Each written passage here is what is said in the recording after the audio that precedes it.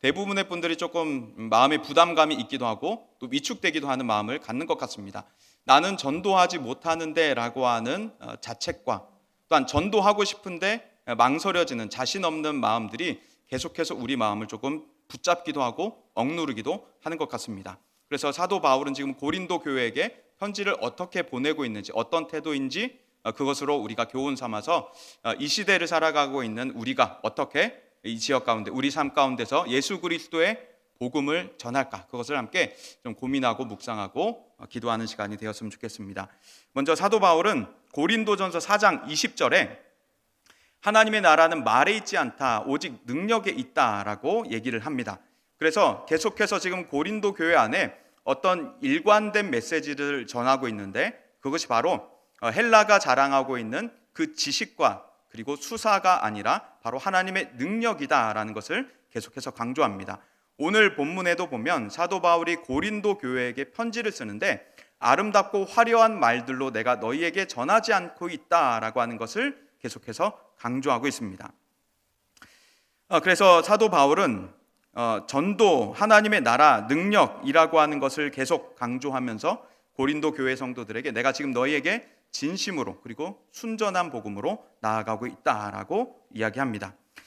이것이 바로 우리가 조금 집중 있게 오늘 살펴보고자 하는 부분이고요. 또 우리 가운데 있었던 그간 한국교회에서도 전도에 대한 세미나도 참 많았고 전도 유행하는 단어들도 상당히 많았던 것 같습니다. 고구마, 진돗개 등등 여러 가지의 전도 부흥 세미나들이 있었고 또 전도에 대한 열망들, 훈련들이 우리 가운데 존재했던 것 같습니다. 그렇다면 우리는 어떻게 지금까지 복음을 전도해왔고 또 지금 우리는 어떤 복음을 전하고 있으며 앞으로 어떻게 전도를 해야 할까? 그것을 아주 짤막한 부분, 아주 얕은 부분 한 가지만 이야기를 나누려고 합니다.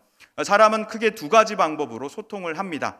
언어적 방법과 비언어적 방법 두 가지인데요. 먼저 언어적 방법에 대해서 우리가 이야기를 나누고자 합니다. 전도도 마찬가지로 언어적 방법으로 전도하는 것이 있고 비언어적 방법으로 전도를 하는 것이 있습니다.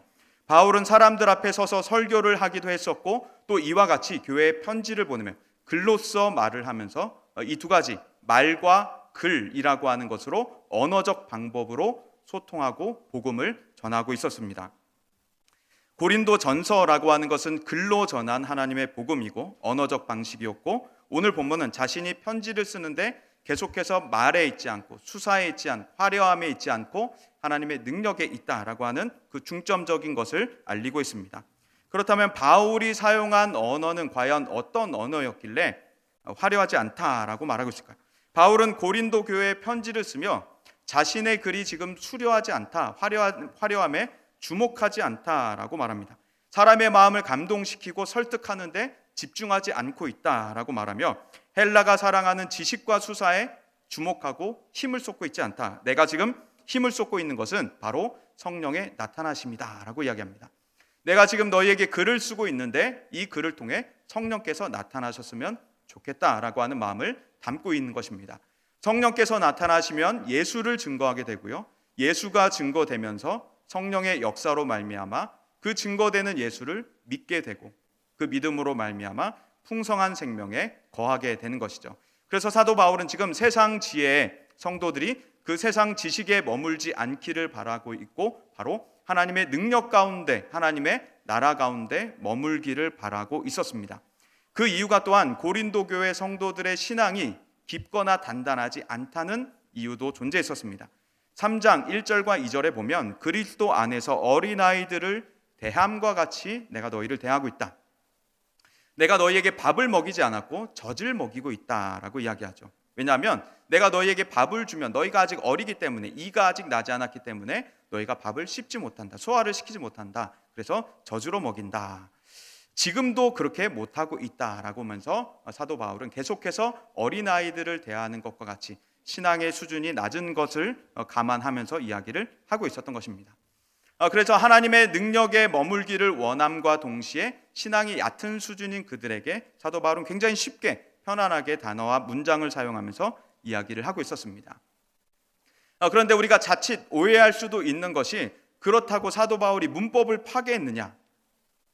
사도 바울이 고린도전서 편지를 쓰는데 단어나 문장 선택에 있어서 조금의 고민도 없었냐? 열심을 안 했냐? 그것이 아닙니다. 문장 구성도 굉장히 논리적이었고 우리와는 비교할 수 없는 수려한 단어들을 굉장히 잘 사용해서 탄탄하게 글을 쓰고 있었습니다. 분명한 복음이라고 하는 목적을 위해, 그리고 성도들의 신앙이라고 하는 복음이 들리게 하고 믿게 하는 목표를 향해서 사도 바울은 논리를 활용하고 있었고 글 쓰는 기법들을 사용했었습니다. 다른 서신도 보면 사도 바울은 유희도 활용을 하고 비유를 사용할 때도 굉장히 많이 있었습니다. 또한 수려한 문체가 드러나기도 하는 것이었죠. 그럼 사도 바울이 무슨 말을 하고자 하는 것일까요? 사도 바울의 글에는 논리도 분명히 존재하는데 나는 너희를 설득하려고 하는 것이 아니다 라고 말하는데, 사도 바울은 무엇을 지금 말하고 있는 것일까요? 이를테면 설교자로 비교해 보자면 이해가 조금 쉬워질 것 같습니다. 설교자들은 강단에 서기까지 계속해서 성경을 날카롭게 연구하고 해석하고 그것이 우리 교회에 어떻게 적용될까를 계속 몸부림치면서 문장들을 구성합니다. 읽었던 문장을 다시 읽고 마음에 안 들어서 지우기도 하고 단어를 바꾸기도 하고 계속해서 문장과 단어를 고쳐 나가는데, 강단에 서기 직전에 그리고 강단 서기 올 때까지는 계속해서 설교문을 작성하면서 기도하면서 설교문을 철저히 작성하지만 강단에 서서는 이 설교문을 의존해서 말씀을 전하지 않는다는 것이죠. 오직 하나님을 의존해서 이 강단에서 말씀을 전하고 기도하면서 설교문을 철저히 작성하고 강단에 서서도 기도하며 오직 하나님만을 의존해서 하나님 말씀을 전한다는 것입니다. 사도 바울이 바로 그런 말을 하고 있었던 것이었죠. 그래서 사도 바울은 최선을 다해서 이 편지를 쓰고 있었고 이 편지를 통해 성령께서 나타나시기만을 간절히 원하고 있었던 것이었습니다. 간혹 유럽 신학교들을 보면 예수님을 믿지 않는 불신자 가운데서도 신학 강의를 하는 신학 교수로 재직하는 분들이 있기도 합니다. 그런 분들은 학문을 전달할 수는 있겠지만 하나님의 능력을 나타낸다고는 우리가 표현하기가 어려울 것입니다. 그런데 그 가운데서도 우리에게는 하나님의 능력들이 나타나는 경우들을 우리는 보곤 합니다. 불신자들이 아닌 신자들 가운데서 하나님의 능력들이 나타나는 경우들이 있는데요. 제가 지금까지 경험해봤던 메시지들 가운데 굉장히 충격적이었던, 은혜와 절망을 동시에 경험했던 한 사건이 있었습니다. 오래전에 25살 때 어떤 수련회에 앉아 있는데 강사하러 오신 분이 60세가 넘으신 한 목사님이셨습니다. 그분께서 앞에 서셔서 우리들을 바라보시면서 환하게 웃으시고 천천히 입을 여셨어요. 그 첫 마디가 하나님은 당신을 사랑하십니다 였습니다. 굉장히 익숙한, 많이 들어왔던 뻔한 문장이었는데 그 짧은 문장에 저는 엄청나게 깊은 하나님의 사랑이 확 다가오는 것 같은 느낌이 들었습니다. 그래서 그곳에서 충격을 받았습니다. 어떻게 저 짧은 문장을 가지고 사람들에게 은혜를 끼칠 수 있을까라고 하는 깊은 은혜를 받음과 동시에 깊이 절망했습니다. 나는 아무리 하나님은 당신을 사랑하십니다 말을 해도 그만한 깊이를 나타낼 수 없는데, 나는 아무리 말을 해도 아무리 설교를 해도 하나님의 사랑이 나타나지 않는 것 같은데 그런 한계와 절망을 경험하는데 저분은 어떻게 저런 말을 하실 수 있을까? 나도 저 나이가 되면 저분처럼 그 깊은 하나님의 사랑을 말할 수 있을까? 나에게서도 그런 사랑이 전달될 수 있을까? 그런 고민이 들게 되었습니다. 비록 짧은 문장이었지만 그분의 60이 넘은 그 긴 인생이 그 문장 안에 녹아 있었던 것이었죠. 하나님 앞에 평생을, 일평생을 몸부림치면서 하나님의 사랑을 받아 누렸던 그 사랑이, 그 은혜가 그 짧은 문장 안에 녹아져 있었던 것이었습니다. 저는 그분의 그 짧은 문장을 받고서 굉장히 충격을 받았습니다. 하나님의 능력이 나타나는 것이 바로 이런 것이구나. 하나님의 사랑이 나타난다는 것이 바로 이런 것이구나 였습니다.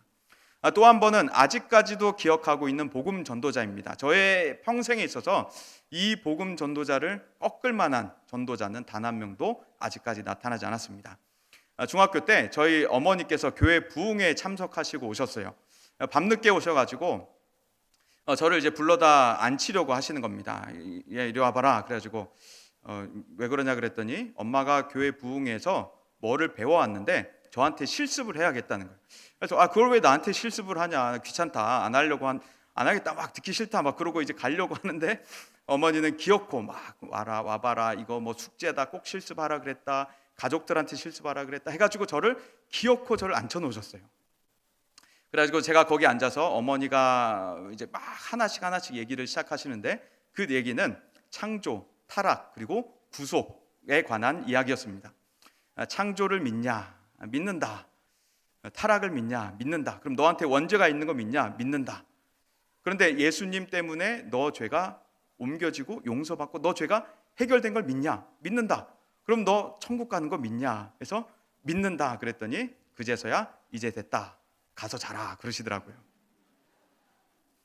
저는 근데 아직까지도 그 어머니의 초조한, 절박한, 어쩌면 두려운 그 눈빛을 아직까지도 잊을 수가 없습니다.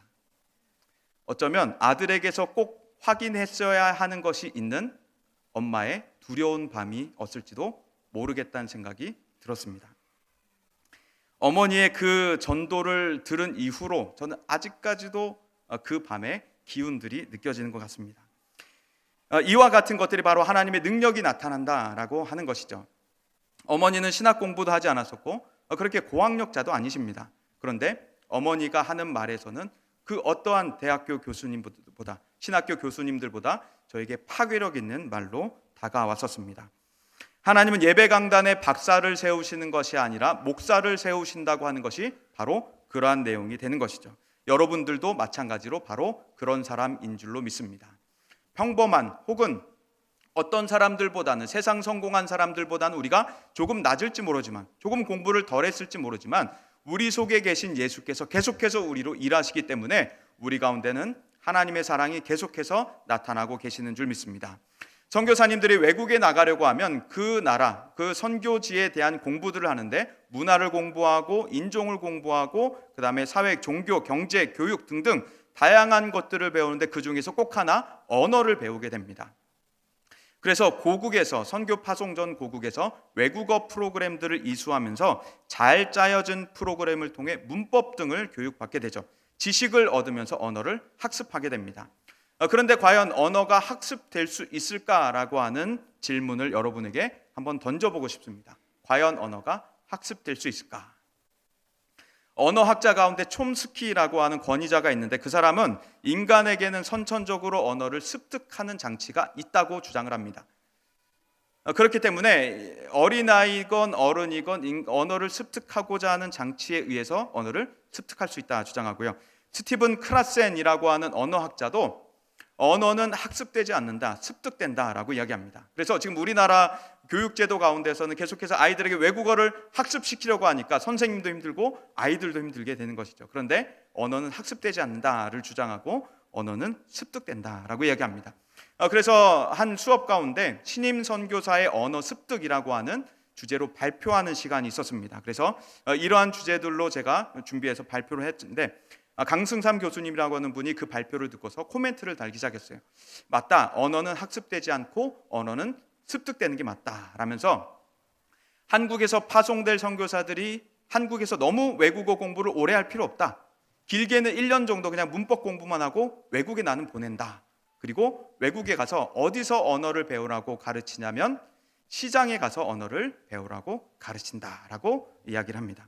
시장에 가서 언어를 배워야 하는 것은 그 나라 사람들이 어떻게 말하고 무엇을 말하는지 딱딱한 언어가 아니라 친숙한 언어로 배우라고 하는 것이죠. 그래서 우리가 전도를 하는 데 있어서는 뉴스 앵커처럼 우리는 말할 필요도 없고 고고한 학자들처럼 말할 필요도 없이 그냥 우리가 가지고 있는 언어, 일상의 언어를 가지고 나의 말을 가지고 우리는 예수 그리스도를 전하면 되는 것입니다.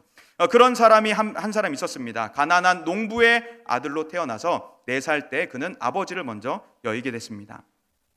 이후로 10살이 채 되기도 전에 그는 단 1센트를 벌기 위해서 이웃집의 소를 풀 뜯는 일을 하면서 살았습니다. 많이 배우지 못한 채 초등학교만 간신히 졸업하게 되었고 이후 삼촌 집에 가서 삼촌의 구두가게에 취직해서 일을 하던 중 어느 무력한 어느 날 한 사람이 와서 그에게 복음을 전하게 되고 그는 그 복음을 듣고 그의 일생이 완전 바뀌게 됩니다. 세상에 보이는 모든 것들이 아름다웠다고 그는 노래하게 됩니다. 그리고 그 이후 그는 장성하여서 사업에도 성공했지만 그 사업을 뒤로하고 그는 주를 따르기로 결심하면서 여기저기 복음을 전하기 시작합니다. 영국에서 리버풀, 요크 여러 도시를 다니고 아일랜드, 스코틀랜드까지 다니면서 그는 복음으로 나라를 온통 뒤집어 놓기 시작합니다.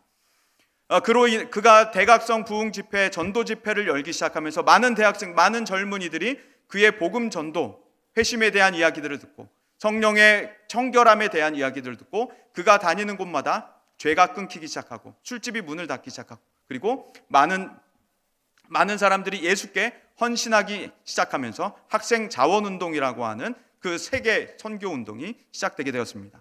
거기서 헌신한 많은 젊은이들이, 많은 유능한 젊은이들이 조선 땅에 헌신하여 오게 되면서 우리나라에도 복음이 전해지게 되었던 것이었죠. 그 유명한 무디 목사님이 바로 이 일화의 주인공이었습니다.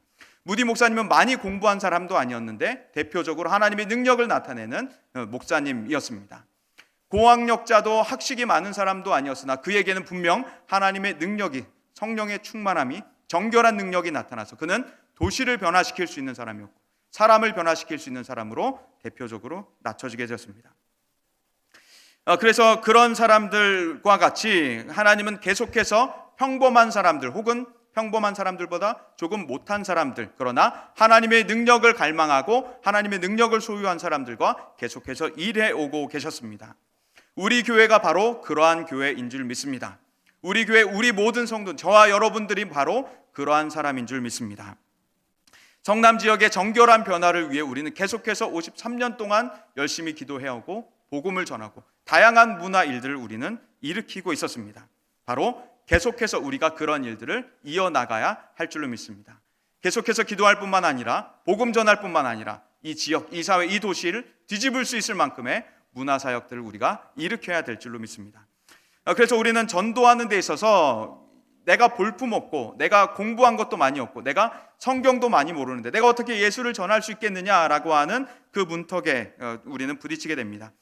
미국의 교회 성장학 박사인 척 롤리스라고 하는 목사님도 그렇게 조사했습니다. 미국 교인들이 전도하지 않는 이유 크게 4가지를 꼽았는데요. 예상치 못한 상황에 대한 두려움, 전도하러 나갔는데 전혀 뜻밖의 사람을 만나거나 내가 예상하지 못했던 질문을 받는다거나 내가 예상하지 못한 폭력이나 위험한 상황을 받을까 하는 두려움, 누군가가 내 말을 들어주려 하지 않겠지 하는 막연한 두려움, 친구에게 전도하려 했다가 친구를 잃는 것은 아닐까 하는 두려움, 내가 잘 모르는 것을 물어보면 어쩌지라고 하는 성경 지식에 대한 두려움들이 있다고 조사를 해왔습니다. 그러한 두려움이 우리나라에도 비슷한 것 같습니다.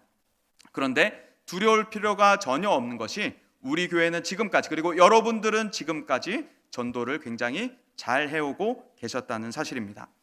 소통의 2번째 방법, 바로 비언어적 매체라고 하는 것 때문입니다. 우리는 나가서 복음을 전하기도 했지만 이 비언어적 매체들을 통하여서, 비언어적 전달을 통하여서 우리는 세상 이 지역 가운데 복음을 전해오고 있었습니다. 피터 드러커는 비언어적 커뮤니케이션에 대해서 굉장히 강조를 하고 있는데요. 에드워드 홀도 바로 그 특징을 강조하고 있습니다. 비언어적 커뮤니케이션에는 굉장한 강점들이 있다라고 하는데요. 우리 같이 문장이 좀 긴데 읽어보도록 하겠습니다. 우리 함께 읽겠습니다. 시작. 비언어적 커뮤니케이션은 신뢰할 수 있다. 비언어적 커뮤니케이션의 요소를 주의 깊게 관찰하면 말하는 사람의 정직성 또는 거짓을 대부분 알 수 있기 때문이다. 몸짓 언어, 얼굴 표정, 음색 등의 비언어적 커뮤니케이션 요소는 언어적 커뮤니케이션보다 상대적으로 상대방을 쉽게 속이거나 거짓을 표현하기가 쉽지 않기 때문이다. 비언어적 커뮤니케이션은 조작하거나 조절하기가 어렵기 때문이다.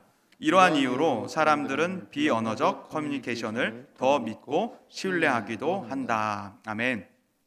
우리는 기도하고 복음을 전하면서 또 이 지역의 많은 문화들을 일으키기 위해서 선한 일들을 계속 해왔습니다. 그래서 비언어적 커뮤니케이션이라고 한다면 말하지 않는 것 이외의 모든 커뮤니케이션, 소통 방식들을 이야기합니다. 그동안 우리가 해왔던 마토라고 하는 마토 페스티벌이라고 하는 것도 바로 이 비언어적 커뮤니케이션에 해당하게 되죠.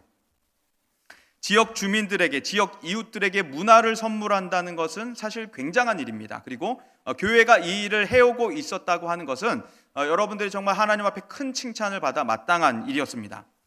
뿐만 아니라 동네방네, 야시장, 중앙동 거리 청소, 천사 봉사단, 모텔 전도, 샬롬 상품권 등등 우리가 지금까지 해오고 있었던 엄청난 일들은 바로 이 지역의 문화를 일으킬 뿐만 아니라 비언어적 복음을 계속해서 이 지역에 전달해 오고 있었던 것입니다.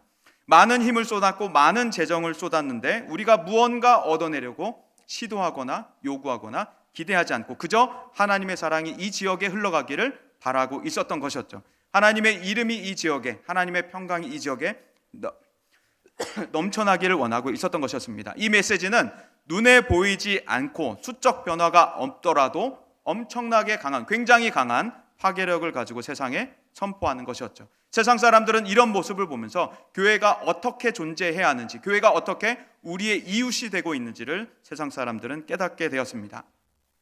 우리 교회가 이 지역에, 이 땅에 언덕 위에 사람들의 눈에 보여지고 있는 것, 그리고 우리 교회 외부에 현수막이 걸리고 있는 것, 모든 것들이 바로 전도의 매체들이었던 것입니다.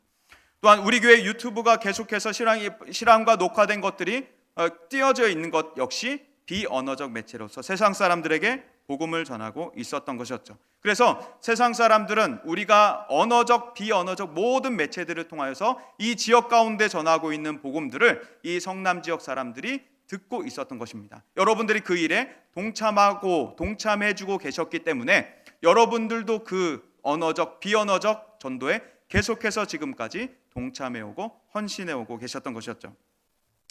최근에 코로나 바이러스 발생하게 되었습니다. 19년도에 처음 발견이 되었고 2020년 1월 처음 대한민국에도 나타나게 되었습니다. 1월 19일에 중국에서 귀국한 어느 한 분이 20일 날 확진되게 되면서 한국도 긴장 상태에 들어가게 되었습니다. 그리고 많은 일상이 멈추게 되었고 많은 가게 사람들이 발길이 끊어지게 되었고 교회 사역들 역시 위축되게 되었습니다. 그래서 우리가 그동안 해오고 있었던 행사들도 멈추게 되었고 우리는 길거리에 나가서 전도하기도 어려운 시절을 맞이하게 되었습니다. 그래서 우리 마음 가운데는 복음이 지금 흘러가고 있을까? 과연 우리 교회에 지금도 복음이 전도되고 있을까라고 하는 그 막연한 걱정이 우리 가운데 앞섰던 것 같습니다. 그런데 코로나 바이러스가 처음 발병하고 그 다음에 나라에서 방역 지침을 교회들에게도 제시하기 시작할 때 저는 이런 생각을 해봤습니다. 이 방역 지침을 잘 지키는 것이 지금 이 시대 우리의 전도지가 되겠구나라고 하는 생각을 하게 되었습니다.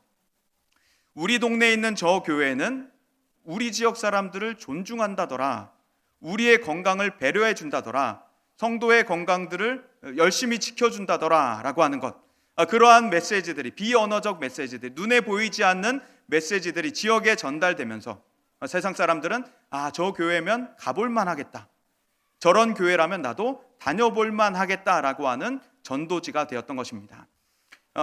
교회 방역 부스 가운데 서 있을 때면 가끔 주민센터에서 점검을 나오시곤 했었습니다. 그런데 주민센터를 응대할 때면 그 직원분들이 저에게 하셨던 말씀이 성남제일교회는 지금까지 잘 해주고 계셨으니까요 별로 걱정 안 해요 라는 말을 하면서 돌아갔었습니다. 그게 바로 전도지가 되고 있었던 것이었죠. 성남제일교회는 잘해주고 계셨습니다 라고 하는 것이 바로 전도지가 되고 그것이 소문나면서 이 지역 사람들이 저기 있는 저 교회는 우리를 배려해 준다더라, 우리를 신경 써 준다더라, 우리의 좋은 이웃이 된다더라 라고 하는 이야기가 됩니다. 배려가 부족해 보이는 교회들의 어떤 소수 교회들의 시도도 적진 않았습니다. 그래서 한국교회 이미지가 추락해 가고 있는 것을 계속해서 가속화시키게 되었죠. 2022년 4월 27일 국민일보에서 조사한 한국교회에 대한 호감도였습니다. 종교에 대한 호감도. 불교가 66.3%로 1등, 그리고 천주교가 65.4%로 2등, 기독교가 25.3%로 3등이었습니다. 현저하게 낮은 수치였는데 이 지역 사람만큼은 성남지 우리 교회를 생각할 때 그런 생각을 안 가지리라라는 생각과 안심을 하게 되었습니다. 그래서 우리 교회와 같은 교회가 지역에 많이 있는데 그 지역 교회들이 계속해서 이런 선한 일들을 일으키다 보면 한국교회 이미지가 다시 회복될 줄로 믿습니다. 우리 교회와 같은 많은 한국에 있는 교회들이 다시 한번 일어나기 시작한다면 이러한 퍼센테이지들을 다시 엎을 수 있으리라 생각합니다. 그래서 이러한 일들이 바로 비언어적 전도지가 되어서 우리의 표정, 우리의 눈짓, 우리의 걸음걸이, 우리의 몸짓, 우리의 옷차림, 말투, 억양 모든 것들이 전도지가 되어서 이 지역에 흘러다니게 된 것이죠. 저는 20대 중반에 수요 예배를 가려고 교육전도사로 섬기고 있을 때 버스 정류장에 서 있었습니다. 양복을 입고 있었고 가방을 들고 있었고 가방 안에 성경책이 있었죠. 누가 봐도 예배 드리러 가는 전도사이겠거니라고 생각을 했는데 어느 한 남자가 저에게 와서 혹시 담뱃불 좀 빌려달라고 말을 건네는 것이었습니다. 그래서 좀 마음이 상했어요. 그래서 교회 가서 거울을 보면서 어딜 봐서 내가 담배를 피게 생겼나, 예배 드리러 가는 지금 전도사인데 라는 생각이 들었습니다. 그런데 한 번뿐이었으면 제가 별 생각을 안 했을 텐데 그 이후로 몇 차례 이런 일을 더 겪고 나니까 내 얼굴에 문제가 있나 보다, 내 외모에 문제가 있나 보다라고 생각을 하게 됐습니다. 그런데 또 어느 날에는 교회 이제 장의자에 앉아서 예배 다 마치고 오후 사역까지 다 마치고 장의자에 앉아서 푹 쉬고 있는데 한 친한 집사님이 와서 저에게 물어보는 거예요. 전도사님 혹시 기분 나쁜 일 있으세요? 그러는 거예요. 그래서 아니요, 기분 되게 좋은데요. 그랬더니 솔직히 말하라는 거예요. 우리끼리니까 솔직히 말해버려요. 기분 나쁜 일이냐. 그래서 아니 기분 진짜 되게 좋아요 라고 했더니 기분이 나빠 보인다는 거예요. 그래서 그때 너무 충격을 받아서 내가 지금까지 이런 얼굴로 설교하고 있었구나, 내가 지금까지 이런 얼굴로 전도하고 있었구나, 안 되겠다 싶어서 그때부터 거울을 보면서 웃는 연습을 시작을 했습니다. 그래서 지금은 이렇게 웃는 얼굴이 웃는 상이 되어서 사람들에게 푸근한 외모, 살찐 외모로 이렇게 편안한 이미지를 갖게 되었죠. 그리고 30대 초반이 되어서 이제 목사 안수를 받고 동네 어느 빵집에 가게 되었는데요. 빵집에 가서 빵을 막 고르고 있었어요. 빵을 고르고 있는데 갑자기 빵집 아주머니가 대뜸 저한테 혹시 목사님이세요? 그러는 거예요. 그래서 빵을 고르고 있는 내 모습을 보고 어디 목사같이 보였을까? 그렇죠. 기도도 하지 않고 설교도 하지 않고 있었는데 그래서 목사 맞는데 어떻게 저를 보고 목사인 줄 아셨어요? 라고 했더니 그냥 봐도 목사 같더라는 거예요.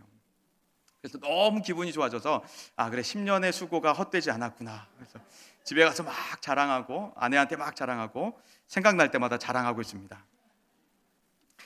이와 같은 것들이 바로 우리들의 전도지가 되는 것이죠. 길을 걸어 다닐 때 걸음걸이, 표정, 옷차림, 우리의 눈짓, 우리의 말투, 억양, 손짓 모든 것들이 우리의 전도지가 되는 것입니다. 그래서 길을 걸어오면서 예배를 드리러 올 때까지 우리의 마음이 무너져 있을지도 모르겠습니다. 우리의 마음이 공허할지도 모르겠습니다. 우리의 영혼이 어둠이 있을지도 모르겠습니다. 그렇게 터벅터벅 길을 걸어오다가 30개 남짓한 계단을 쭉 올라와서 예배당에 들어오려고 하면 이 앞에서 안내 서시는 분들이 그렇게 반갑게 기분 좋게 맞이해 주시죠. 계단을 오르느라 고생 많았다고 영차 하면서 같이 힘을 주고, 예배당에 들어올 때면은 우리의 마음이 환해지는 것 같고, 찬양을 드릴 때면 우리 마음 안에 어둠이 몰려져 나가는 것 같고, 설교 말씀을 들으면 무너졌던 내 마음이 다시 세워지는 것 같고, 공허한 내 마음이 가득 차는 것 같아서 기분이 너무 좋아지고 평안해지고, 그래서 예배당을 나가 30개 남짓한 계단을 다시 내려가서 우리 집으로 향할 때면 우리 얼굴에는 환한 미소가 돋아 나오게 되는 것이죠. 그러면 이 지역 사람들은 그걸 보고서 저 교회 사람들은 왜 계단 내려올 때마다 저렇게 웃으면서 내려오냐, 나도 저기 한번 가봐야겠다 생각하게 되는 것이죠. 바로 그런 것들이 우리의 비언어적 전도, 비언어적 메시지가 되는 것입니다. 작은 가게에서 진심을 배우다라고 하는 책이 있습니다. 용인의 한 외진 곳에 있는 막국수 집에 대한 이야기인데, 그 가게 주인이 최근에 책을 냈습니다. 그 가게 주인은 원래 서울의 한복판 중심에서 장사를 하던 사람, 줄 서는 음식점이었고 돈 걱정 없는 사람, 편안하게 쇼핑을 하고 편안하게 음식점 아무 데서나 가서 아무 음식이나 먹을 수 있을 만큼 여유로웠던 사람이었습니다. 그런데 어느 날 손님이 점점 줄게 되었고 가게를 접게 되자 점점 빚이 늘어나게 되고 결국 아이의 유치원비까지 못 내는 일이 그에게 닥치게 되었습니다. 이전에 친구에게 3천만 원을 빌려줬었는데 그 보석하는 친구에게 마지막으로 팔기 싫었던 그 예물 반지, 다이아 반지까지 맡기면서 이걸 좀 팔아다오라고 얘기했습니다. 그리고 어느 날 팔리면은 돈을 받을 수 있겠지라고 하는 생각으로 기다렸는데, 그 보석하는 친구의 소식을 듣게 된 것은 다름 아닌 저녁 9시 뉴스에서 듣게 되었습니다. 그 친구는 보석 사기범이었던 것이죠. 그녀의 삶은 점점 무너져 내렸는데 마음까지 와장창 무너져 내리기 시작했습니다. 그리고 나서 그의 삶이 회복되려고 열게 된 것이 막국수 가게였던 것이죠. 살려고 연 가게, 평소 좋아하던 음식으로 낸 가게, 최근 그 가게는 책을 냈고 코로나 상황 속에 무너진 사람들의 마음을 위로하고 싶다며 이런 말을 건넵니다. 마음까지 사로잡는 진심 경영은 규모를 이기고 위기를 기회로 바꿉니다. 그 작은 가게, 용인에 외져 있는 그 가게에 많은 사람들이 찾아가기 시작합니다. 줄을 섭니다. 줄을 서서 자기 차례가 올 때까지 기다렸다가 그 막국수를 먹고 옵니다. 첫 데이트 때도 가고 결혼 기념일에도 가고 어버이날과 같은 특별한 날에도 그 단순한 막국수를 먹으러 사람들은 찾아갑니다. 화려한 식당도 아니고 비싼 음식점도 아닌데 수수한 막국수 집에 사람들이 몰려가고 있습니다. 그곳에 자신의 이야기가 있고 그곳에서 가게 주인의 진심이 전달되기 때문이죠. 그래서 저는 이런 생각을 하게 되었습니다. 작은 예수에게서 진심이 전달된다라고요. 그래서 바로 우리가 작은 예수인 우리에게서 막국수와 같이 화려하지도 않고 수수한 단순한 우리에게서 바로 예수 그리스도의 향기가 나타나는, 사도 바울이 말하고 있는 그 그리스도의 마음, 성령의 능력이 나타나서 우리를 통해 예수 그리스도의 진심이 전달돼 많은 사람들이 우리 교회를 찾아오는, 예수 그리스도를 찾아오는 역사들이 우리에게도 일어나고 있구나라고 하는 생각이었습니다. 고린도전서 2장 16절, 사도 바울은 누가 주의 마음을 알아서 주를 가르치겠느냐, 그러나 우리가 그리스도의 마음을 가졌느니라 하면서 그리스도의 마음을 가진 우리들이 지금 고린도시 안에서 예수 그리스도를 나타내고 있다 가르칩니다. 그래서 우리는 거리를 다니면서 식당에서 밥을 먹을 때에도, 시장에 가서 값을 치르고 흥정을 할 때에도, 거리에서 다른 사람들을 만날 때에도 우리는 계속해서 예수의 향기가 나타나는 사람들인 줄 믿습니다. 그래서 그 향기답게 그리스도의 마음으로 지금도 살아가고 있고 오늘도 내일도 살아가는 사람들인 줄로 믿습니다.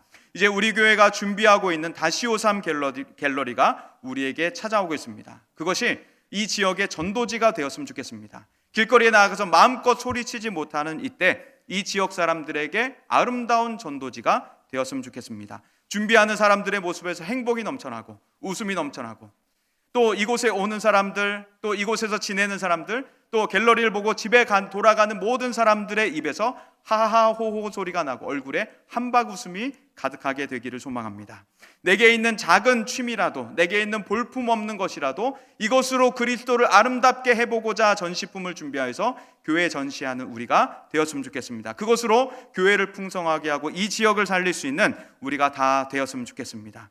그래서 우리들의 마음만 회복할 것이 아니라 우리들의 모습을 통하여서 이 지역에, 청남 땅에 예수 그리스도의 향기가 뒤덮였으면 좋겠습니다. 이와 같이 예수 그리스도의 복음은 우리 교회를 통해, 우리 삶을 통하여서 계속해서 전달되고 전달력이 있어 왔었습니다. 우리는 입을 열어 복음을 전할 때나 길을 걸을 때나 예수를 증거하는 사람들이기 때문입니다. 언어적, 비언어적, 심지어 코로나 상황 속에서도 우리 교회를 통해 계속해서 예수 그리스도가 전달되고 있었고 그 향기는 성남 땅으로 퍼져나가고 있었던 것을 믿습니다.